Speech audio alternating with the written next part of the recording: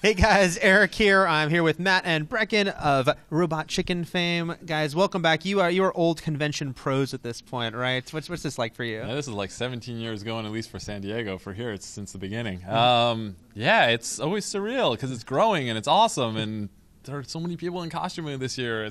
I don't know. What do you think? It's really, really exciting. Super fun watching. I love the costumes. I sound like a moron. I love the costumes. Well, also, though, you guys come out. Robot Chicken is always a very popular show here. What's it like when you kind of get to have that interaction with the fans of the show? It's weird in a good way, like, because again, we live in a bubble. I mean, our writers' room is like 8 dudes and it smells bad, and maybe we'll have a female. Bubble. Yeah. But yeah, it's really nice to be out and about and see what people actually think about our show. So yeah, that reaction is reaffirming or horrifying, depending on what they think of the sketch we show. What is it like when you do your sketches, do all the episodes, and then something pops, and maybe it's something kind of unexpected? Is that strange for you when it's like someone is quoting something you might have just said as a? I'm amazed that when we do the panels, the minutia that people pick up on, like the little tiny details where they'll ask us a question, we're like, what the hell are you talking about? It's like, oh, in this sketch, blah, blah. I'm like, I don't even remember that. He doesn't remember that, but I love that you remember that. Right. And people are dressed as the obscure characters. People dressed as the obscure characters. Yeah, kind of as a joke in the writers' room at the beginning of the season, I go, I bet you if I tweet what's everyone's favorite sketch, we may get 2 people that just say the same thing, but we won't. And we tried it, and no joke, it was 50 different answers. And that's good and bad, I guess. Yeah. Now we know you're working on a new DC special. Yes. Can you talk a bit about that? We're coming off. There's stuff going on. I was thinking, Man of Steel you have, and then you've got stuff like Arrow. So you got that, plus plenty of comic books to lean on. Anything you're looking at for inspiration? We focused on the villains this time around. I think we really loved Alfred Molina's portrayal of Lex Luthor, yes. And then we kind of went with that in this special and writing it. So we have a lot of that, and Breckin interacts as Superman, and. Yeah, it's that story, and we asked Jeff Johns as we were doing it. Lex Luthor has a daughter, so that factors into this storyline that we're telling. Breckin, do you like to think of yourself as the definitive Superman? I really do. It's interesting you say that because it's funny. I'm quoting the internet because it's been the popular opinion, but they came to me about Man of Steel, and I was like, you know what? I really do it for me and for Robot Chicken. I know. I have the body. I'm good to go. Give it to the Brit.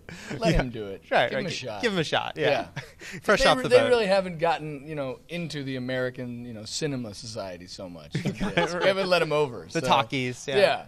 So besides. By the way, an animated version of Superman is the only place I will get to play Superman. So I'm very happy that we get to. It's the wonder of animation. It's the wonder of animation. And I'll say Breckin's Bizarro is spectacular. Oh, yes. Nice. Well, I come out of a summer movie season, and I was thinking I was going to talk to you guys. I'm like, I wonder what they're going to do with the summer movies. When you, at this point, you've been doing the show for a few years. Do you kind of absorb pop culture in a different way because you're like, this might end up as a sketch on Robot Chicken? We have to remain timely or timeless, I should say. So that's what makes it tricky. So if we see something and a year from now you're going to forget it, we have to not touch it. Right. But we do have a good Pacific Rim sketch coming up, which I'm very happy about. We play with that. Timely. Yeah. No, it's just Speaking of the big hits of the summer.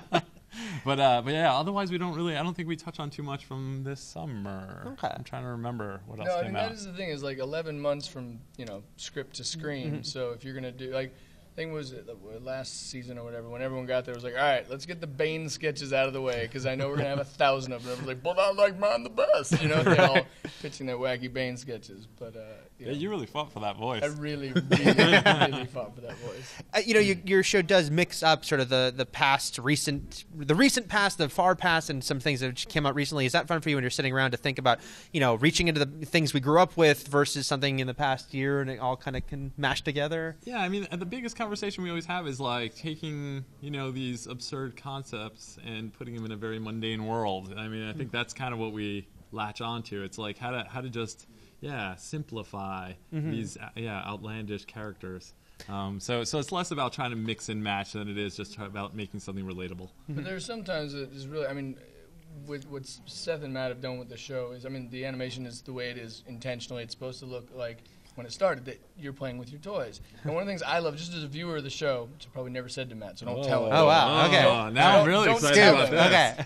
Is you're going to give me an ego. Yeah, there are certain times where, as a kid, you'd go to your toy box or your floor where they were just living, and it was like, oh, I only have Rainbow Bright and G.I. Joe. I'll just do them. They'll play together today because all my other toys are broken. Right. So sometimes Robot Chicken is like that to me, where it's like robots, we have Rainbow Bright and G.I. Joe going on a date because they were the only ones in the toy box. Right. And it's just fun.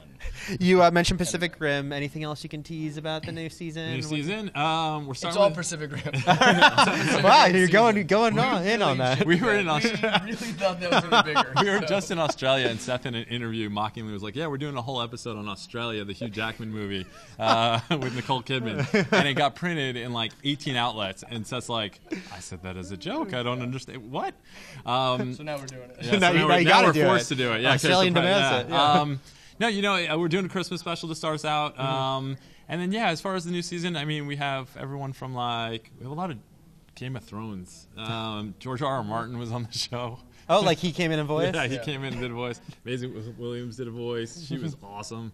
I'm trying to think some of the other There's an stuff. Emmett Otter jug band There is. that is live action puppets. That If anyone remembers still- that.